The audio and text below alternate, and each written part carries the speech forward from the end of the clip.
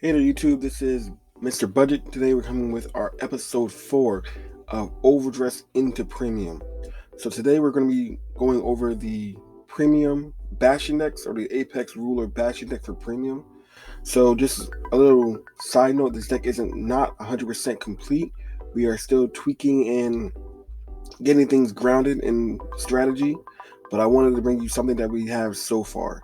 So we're going to jump right into it. This is, again, Apex Ruler Bastion. So since this is Bastion deck, we're going to go right into the grade 3s first. We're playing 4 copies of Apex Ruler Bastion, which is our main boss unit. For those who don't know, Bastion's skill is, during your turn, all of your grade 3s get plus 2k, making them 15k beaters and boosters in this deck. And then once per turn, during your draw checks, if you draw check a grade 3, you can choose one of your resting rear guards, restand it, and get it plus 10k power until the end of the turn. So Bastion is a 4 battle turn deck. You're going to be getting a lot of power, a lot of scaling, and things like that, hitting for very high numbers, so you really don't need to multi-attack too much. So just going 4 plus 4 is pretty good. And that's all we got to say about Bastion. So for our next grade 3, we're playing 4 copies of Heavenly Shock of Distraction Lagriel. Lagriel is one of our newest cards coming out of set 3 of the Intertwining Star. So Lagriel is basically what we call our key card in the deck, and what the deck is basically based around, and you'll see how that plays out later. So Lagriel's skill is, when this unit attacks, you can counterblast 2, rest any number of your rear guards, and then this card performs draw checks. And then at the end of the battle, if you rested 3 or more, you would choose 3 cards from your hand and discard them. If you rest 1 or less, you would choose 2 cards from your hand and discard them. So this card allows you to do more draw check checks, so you can get Bastion skills a lot easier. But the downside to the card is, once you do it, you start losing cards out of your hand.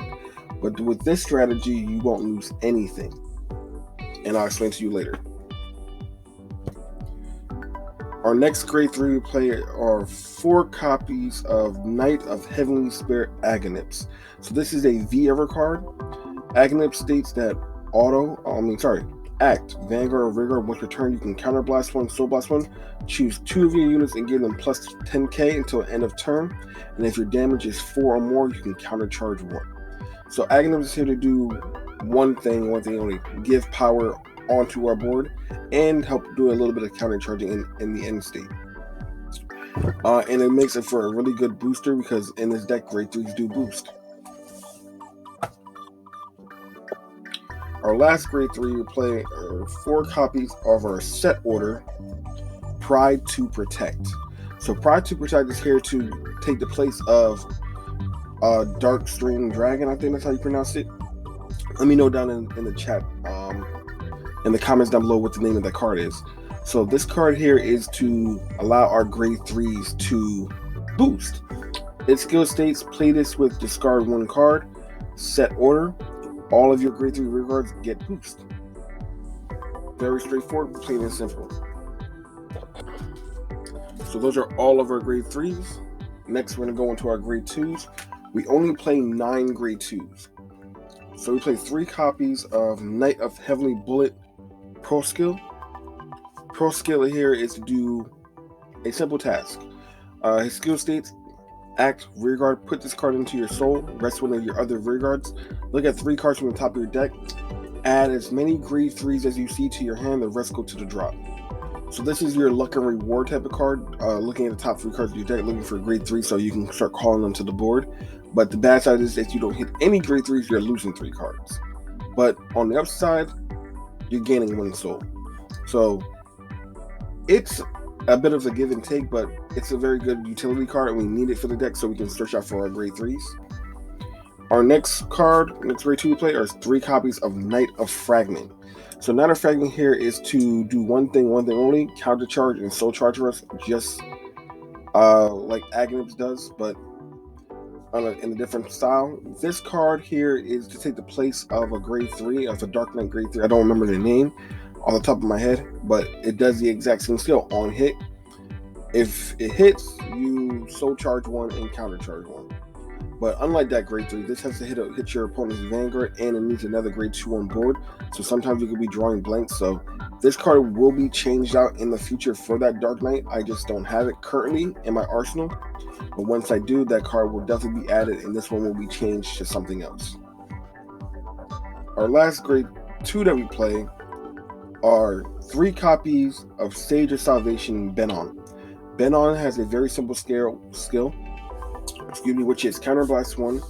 When this unit is placed on rear guard, you may pay the cost. If you do, search your deck for up to 1 card with 6k power and call to the same column as this one. So this card searches a specific card in our deck that helps our strategy. That's the only reason why this card is in this deck. You don't really want to ride it. It's kind of awkward if you call it without a booster behind it, but it's here to get that 1 card out. That way you can keep doing your skills over and over again. That's it for the grade 2s. Now we're going to go into the grade 1s. For our grade 1s, it's very simple and very straightforward. We're only playing 8 grade 1s. We're playing 4 copies of Laurel Knight Sisyphus. This is our grade 3 searcher. We're playing a lot of grade 3, so we need as much grade 3 searching as possible. So that's enough stead. He also has a skill, Vanguard, Rearguard. If you have no feats of damage, he gets plus 5k, which in this deck isn't hard to do, but you won't see it that often. Our last grade when we play are 4 copies of Knight of Power Charge. Now, Knight of Power Charge is a card that helps our Lagrio become free, due to the simple fact that Lagrio states that at the end of the battle, it looks for how many rested cards that you rested, and you have to discard cards on determining what you did. But Knight of Power Charge skill is that Generation Break 1, retire this using, choose any number of cards from your hand and bind them. And then at the end of the turn, return all bound cards that were bound by this skill and then draw 1. If you don't have any cards in your hand, you don't have to discard anything, which makes Lagrio become very free, and you don't have to rest anything to do Lagrio's skill. So these 2 work in hand, and then Benon allows you to find Power Charge. So these 3 cards together are your little engine. Benon into Power Charge. Power Charge skill allows Lagrio to go off for free. And then you have your counter charges to help you refund that double counter blast, so even for your next turn you can do it again. So that's it for the grade 1s. Next we're going to go into the grade 0s. So we are playing a V-Era starter in the forms of Shiny Knight Milius. You can use any V-Era starter, they all do the exact same thing. I like these better overall than the Overdress starters because you going first or second, you still get the +1 draw. Next, we play 4 copies of the Draw PG. You could opt to play the Critical Sentinels, but I like the Draw PGs better because you need as much defense, permanent defense in this deck as possible, because you're running a lot of grade 3, so your hand size are your hand most likely going to be a false hand because you won't have a whole lot of cards to guard with. And speaking of defense, we're also playing 4 copies of the front trigger that becomes a 20k shield. We're only opting over this over crits because we need as much defense as possible. In addition to that, we're also playing 4 copies of the utility heal trigger. Now, I would opt to play the grade 3 heal triggers, but I think we need as much utility in this deck as possible, and this card counter charges for us. And then the last 2 grade 0, another 3 draw PGs. We need our pieces in our hands. We need to be able to see all our pieces as fast as possible. And then we play 1 over trigger. Now this over trigger will be changed to the Cater Sentry over trigger, but I just don't have another copy of it currently right now. But you could opt to play this to give 2 of your units 100 million power. But I prefer the Cater Sentry one because it allows you to do a lot more dry checking and to get a lot more utility and a lot more cards to the hand. But that's up to you to decide which one suits you better if you decide to play this deck. We're going to talk a little bit about the G-Zone in a minute. The G-Zone is very linear. You don't need much in terms of card economy or card value, but we're going to talk about just these 2 cards right now. So the 2 cards we see here are Holy Dragon Crystal Luster Dragon, and Air Elemental Raccoon. So the reason why we're looking at these two cards is that your strides are mostly going to be Crystal Luster. That way you can keep your Bastion skill going live.